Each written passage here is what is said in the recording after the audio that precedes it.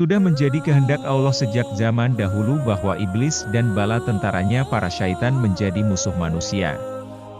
Musuh dalam arti hakiki, yang akan menyengsarakan manusia dalam kehidupan yang sebenarnya, yaitu kehidupan akhirat yang kekal abadi. Tapi dalam kehidupan dunia yang sementara ini, jika kita tidak waspada dan hati-hati, bisa jadi syaitan menjadi teman dan sahabat kita yang sangat membantu, mendukung dan memudahkan kehidupan kita sehari-harinya.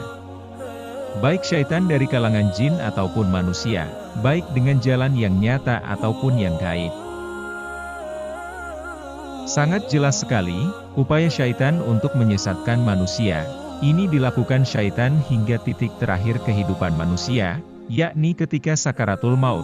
Ketika manusia sedang menghadapi sakaratul maut, salah satu kesulitan atau kesakitan yang dihadapi adalah rasa haus yang tidak tertahankan, sehingga seolah-olah membakar hati. Tidak hanya rasa haus secara fisik, tetapi bisa juga bersifat gaib.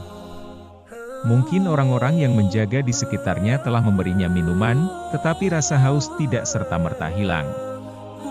Dalam keadaan seperti inilah biasanya syaitan datang membawa minuman yang tampak sangat menggoda dan menyegarkan, khususnya terhadap kaum muslimin, kepada kaum mukminin yang keimanannya sangat kuat. Sungguh mereka, para syaitan, itu sangat tidak rela jika seseorang itu meninggal dengan memperoleh keridaan Allah.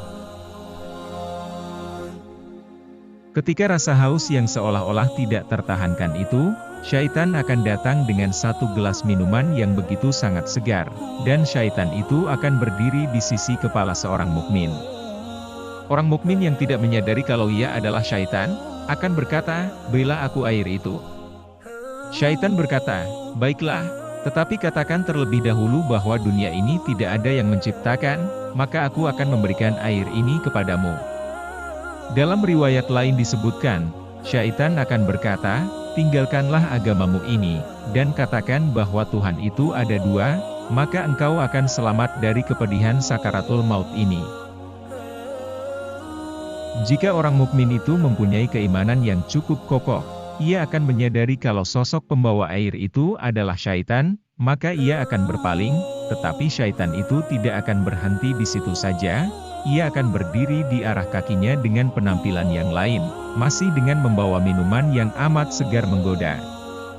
Sang mukmin yang masih dilanda kehausan akan berkata kepadanya, "Berilah aku minuman itu."